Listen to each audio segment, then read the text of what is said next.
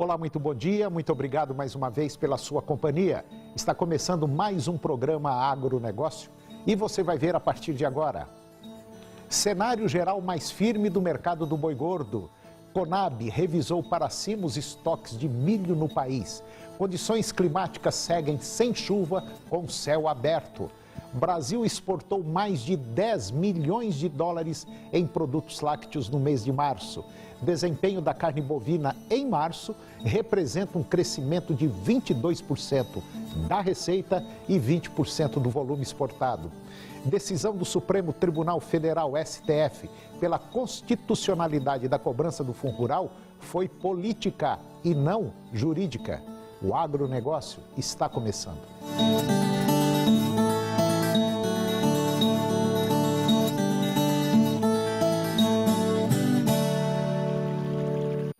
Embora também sejam observados ajustes negativos, o cenário geral de mercado continua firme.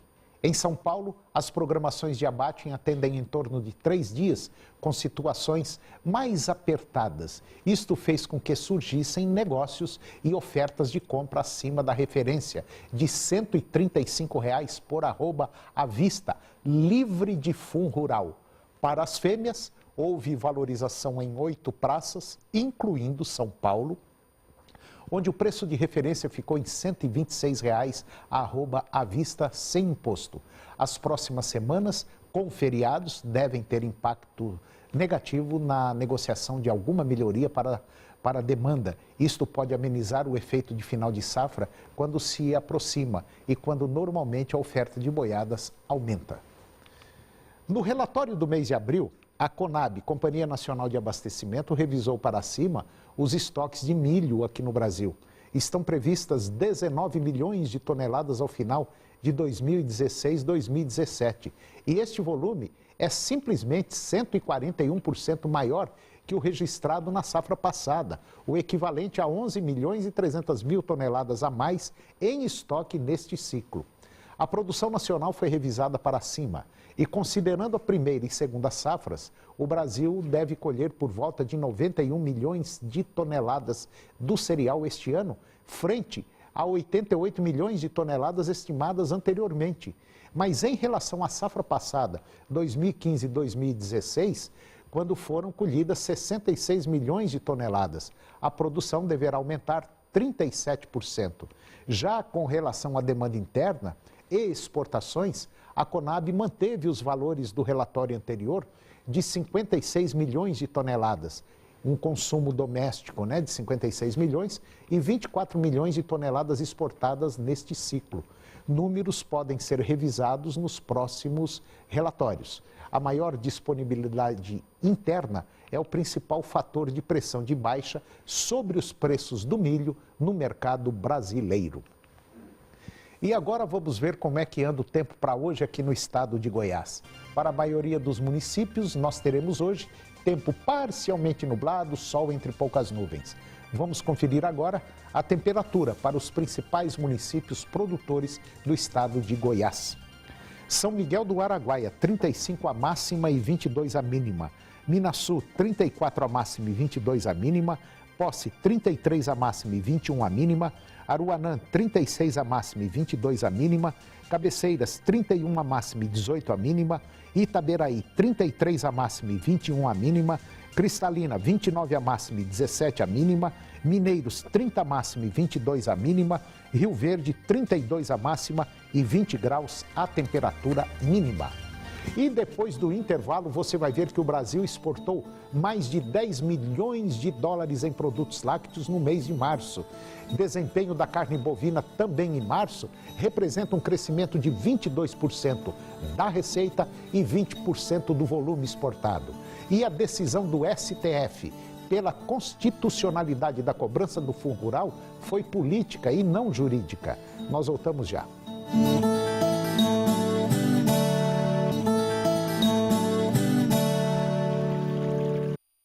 Segundo o Ministério da Indústria e Comércio Exterior, o Brasil exportou 10 milhões e 900 mil dólares em produtos lácteos agora, no mês de março.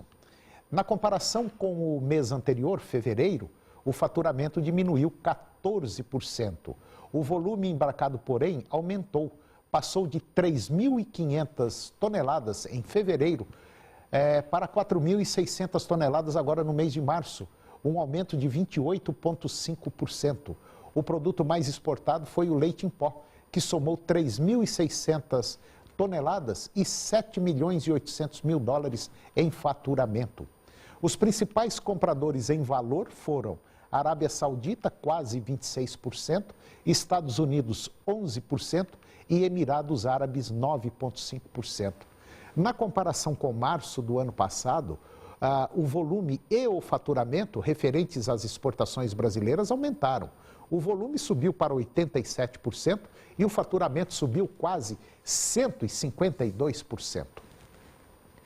De acordo com dados divulgados pela Associação Brasileira das Indústrias Exportadoras de Carne, a ABIEC, o desempenho no mês de março representa um crescimento de 22% da receita e 20% do volume exportado, quando a gente compara com fevereiro, sobre as vendas externas de carne bovina.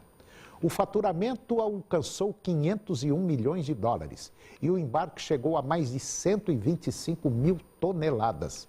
Entre os países que mais importaram o produto brasileiro estão Hong Kong, China e Rússia.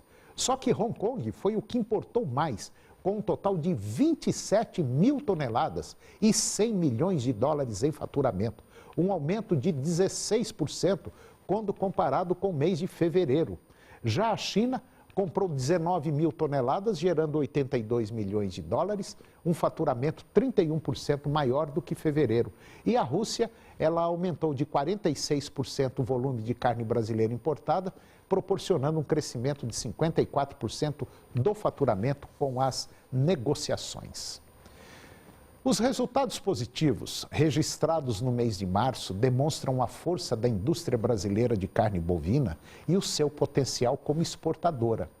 Os dados confirmam que a operação policial desencadeada em 17 de março não foi capaz de afetar substancialmente a média das exportações, até porque muitos mercados que interromperam as negociações após as notícias veiculadas reabriram rapidamente, demonstrando confiança na carne bovina brasileira. Pelo menos é o que se comenta e fala, que nos próximos meses o foco continuará sendo assegurar e ampliar a presença em mercados estratégicos e iniciar negociações com novos países.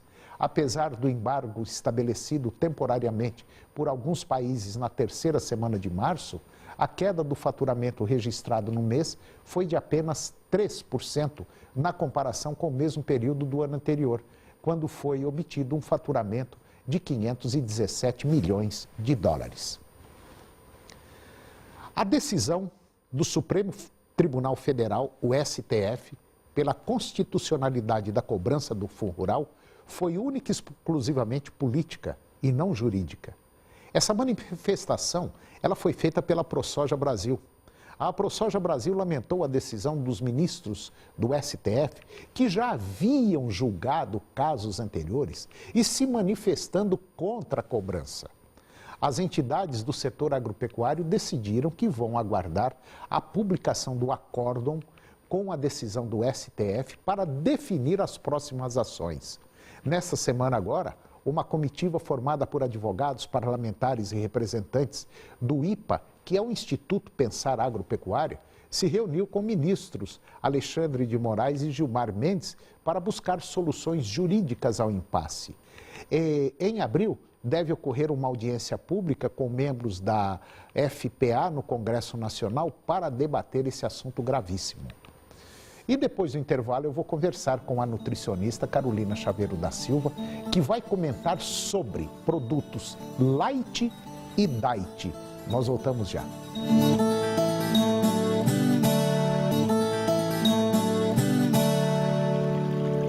Eu vou conversar agora com Carolina Chaveiro da Silva. A Carolina ela é nutricionista, ela é especialista em nutrição clínica e esportiva. E nós vamos falar de um problema que eu tenho certeza absoluta que muita gente, quando vai comprar, se embanana. É o tal do Light e do Diet. Carolina Chaveiro da Silva, bom dia. Bom dia, Antônio. Bom dia a todos. Tudo bem com a senhora? Tudo bom. Então tá bom. Carolina, é o seguinte, até hoje tem hora que eu me embanano e tenho certeza que muita gente também tem esses problemas de produto light, produto diet, o produto que é zero, o produto que é integral, que é natural. É umas confusõezinhas assim que deixa a gente preocupado, porque no rótulo nem sempre o que está escrito ali é o que está dentro da caixa, né? Isso, a embalagem às vezes engana muito o cliente, né? Quando alguém vai comprar algum produto, acha que o produto é integral, acha que o produto é light, achando que vai emagrecer, ou é diet, no final das contas acaba não dando resultado nenhum. Então, esses pequenos pegas realmente confundem o consumidor e levam a comprar o produto errado. E aí dá problema com o sujeito na saúde, né? Pode dar problema, principalmente se for um diabético, tiver colesterol alterado. Então, essas pessoas que já possuem uma patologia, uma doença, se comprar o produto errado e continuar comprando, não vai ter evolução nenhuma de melhora. Pelo contrário, vai ter uma evolução da patologia que o cliente já tem. Pois é, isso aí é até um alerta. Se tiver algum vereador, deputado estadual, federal, senador nos ouvindo nesse momento, que poderia fazer aí uma lei, criar alguma coisa, para deixar bem explícito o que é light, o que é diet, o que é zero, o que é integral, o que é natural. Para não criar problema, porque tem muita gente que às vezes fica até pior de saúde comprando o produto errado. Carolina, aí eu vou te fazer uma pergunta. O que é um produto light? Quando a gente encontra no rótulo, no produto, quando a embalagem está escrito produto light, não quer dizer que ele é somente a retirada do açúcar. Não. O produto light, ele é o produto que diminui 25% de qualquer ingrediente relacionado ao produto original. Um exemplo é a margarina. A margarina, vamos se dizer que ela tem 100% de água na embalagem normal e no produto light ela tem a redução de 25% de água. Então, muitas pessoas às vezes compram a margarina light achando que está fazendo um bom negócio devido ter a retirada de gordura ou de açúcar. Na verdade, a diminuição é somente em água. Então, todo produto light é qualquer produto que dele é retirado apenas 25% de algum ingrediente do produto original. Quer dizer, é mais ou menos para dar uma tapeada, né? E muita gente não conhece, fala, eu estou muito gordo, eu estou muito isso, eu vou comprar esse aqui. E, na verdade, às vezes está comprando o produto totalmente errado. Exatamente. Às vezes é melhor até comprar o produto original e diminuir a quantidade do que ficar comprando o produto light e não ter função nenhuma. Agora, diet e light é a mesma coisa ou tem diferença de um para outro? Não, tem diferença. O produto diet é quando a gente retira qualquer ingrediente. No light a gente tem a redução de 25% de algum ingrediente e no diet é simplesmente a retirada de qualquer ingrediente. Normalmente tem alguns produtos que a maior retirada é do açúcar, por isso que a gente recomenda para quem tem diabetes. Mas nem todo produto light realmente é retirada do açúcar, pode ser também relacionado a qualquer outro ingrediente. Então, uma dica que eu dou, Antônia, é realmente o cliente que for comprar esses produtos, que leiam a rotulagem, que leiam os ingredientes, para não haver nenhuma complicação ao consumir o produto. Outro dia, comprei um refrigerante, estava escrito diet. Eu falei, geralmente quando fala diet é dieta, a gente lembra de dieta, não tem açúcar, então esse eu posso tomar. E tomei, parece que era mais doce que os outros. O problema do diet é que se for retirado realmente o açúcar, não quer dizer que ele retirou totalmente, ele tira o açúcar cristal, vamos se dizer. Mas eles colocam ainda mais sódio para realçar o sabor e colocam muito adoçante. Então tem o aspartame, tem o caramelo, então que tudo isso eles têm que colocar para deixar um sabor mais agradável para o cliente ingerir. Mas não quer dizer que realmente é zero todos os produtos mais doces. Normalmente, qualquer produto diet, ele acaba sendo um pouquinho mais doce, porque eles têm que colocar outros produtos para realçar o sabor e o cliente continuar tomando. Mas, normalmente, pode ser acrescido, no caso do refrigerante, os adoçantes. Quer dizer, podemos dizer, então, que se eu sair da brasa, eu caio no espeto? É mais ou menos isso, é igual a questão do produto zero para o produto normal.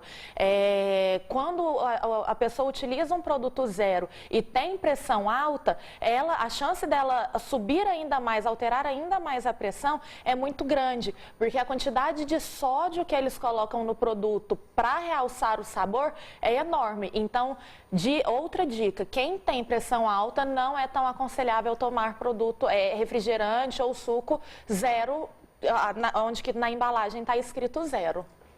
Quer dizer, e quando eu falo diet, quando eu falo light, quando eu falo zero, quer dizer, então não tem nada a ver um com o outro? Não, são produtos totalmente diferentes e que a gente tem que olhar especificamente no rótulo.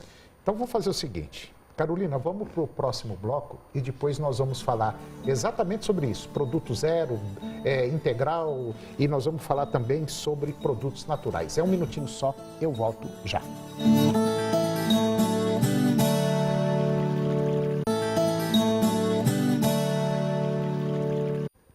Eu estou de volta conversando com Carolina Chaveiro da Silva, nutricionista, especialista em nutrição clínica e esportiva. E agora nós vamos falar um pouquinho mais sobre os produtos que tem no mercado, esses diet, light, zero, natural e integral. Carolina Chaveiro da Silva, o que é um produto zero? Quando a gente fala zero, o próprio nome já diz que não tem nada, né, de certo ingrediente. Ele se assemelha praticamente ao diet, mas o produto zero, ele é estritamente a retirada total ou de gordura ou de açúcar. Então acaba ficando um pouco mais fácil. Só que é o que a gente estava falando no bloco anterior, Antônio. Não quer dizer que eles retiram e não colocam outra coisa para substituir, para realçar o sabor. No caso de um refrigerante zero, é igual eu disse, eles vão acrescentar mais sódio, então a quantidade de sódio vai lá em cima, justamente para ficar aquele gosto um pouco mais doce.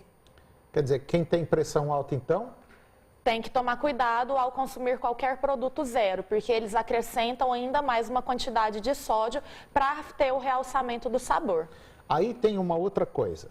Eu já vi isso e conheço uma pessoa que quando vai comprar pão, ela tem um pouquinho de diabetes, então tem o natural, pão integral, e aí ela tem que comer o pão integral, né? E qual que é a diferença do natural para o integral? Quando a gente fala natural, nós temos que tomar cuidado porque é realmente produto in natura. É que não leva nenhum tipo de conservante, edulcorante. Vamos supor, uma fruta, né? Ela está no estado dela natural.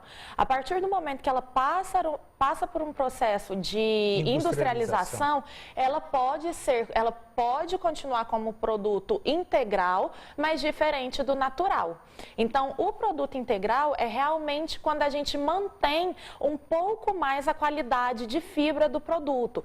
Vamos se comparar ao arroz branco e ao arroz integral. O arroz branco, ele passa por um processo de polimento que tira toda a camada benéfica dele.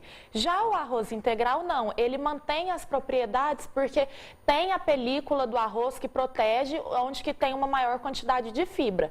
Então, os produtos integrais, onde que acaba tendo um pouquinho mais de fibra e mantém, vamos se dizer, um pouco do estado natural do alimento. Tá, eu vou comprar um pão de forma. Aí tem lá integral e natural. E eu tenho um problema, por exemplo, de diabetes. Como é que eu sei que ele é integral, se eu tenho que comer o integral? O que está escrito lá no rótulo? Qualquer produto integral, quando a gente for comprar, nós temos que ficar bastante de olho, porque até porque, Antônio, a gente não tem uma legislação que segue totalmente o que deve ser feito. Mas para o produto ser integral, a embalagem não conta muito. O que vai contar é na parte de ingredientes. Nos ingredientes, quando a gente abre lá o produto, está lá. Farinha de trigo enriquecida com ferro ou ácido fólico, sendo o primeiro ingrediente. Não quer dizer que o produto é integral, por mais... Então entrou farinha de trigo, não é integral? Não é integral. Para o produto ser integral, por mais que ele esteja escrito lá integral, light, diet, o mais importante é que a gente olhe, investigue os ingredientes. Para o produto ser integral, o primeiro ingrediente da listagem dele tem que ser farinha integral. e não farinha de trigo enriquecida com ferro e ácido fólico, que é o que a gente encontra na maioria das vezes. Errado. Então não deveria ter na embalagem escrito integral. Pois é, então é onde que realmente tem que entrar a Anvisa, né, para colocar a regulamentação e justamente o cliente comprar um produto fidedigno, né, realmente integral. Carolina, eu vou até convidar você no próximo programa para a gente continuar essa conversa e trazer rótulos, mostrar, porque é muito importante isso aí. Tem gente que às vezes está comprando gato por lebre, ok? Exatamente, ok. Carolina Chaveiro da Silva, mais uma vez, obrigado. Tá? Obrigada, bom dia. E até o próximo. E eu termino o nosso programa de hoje com a seguinte mensagem. A verdadeira viagem de descoberta não consiste em procurar novas paisagens, mas em ter novos olhos. Um grande abraço, bom dia.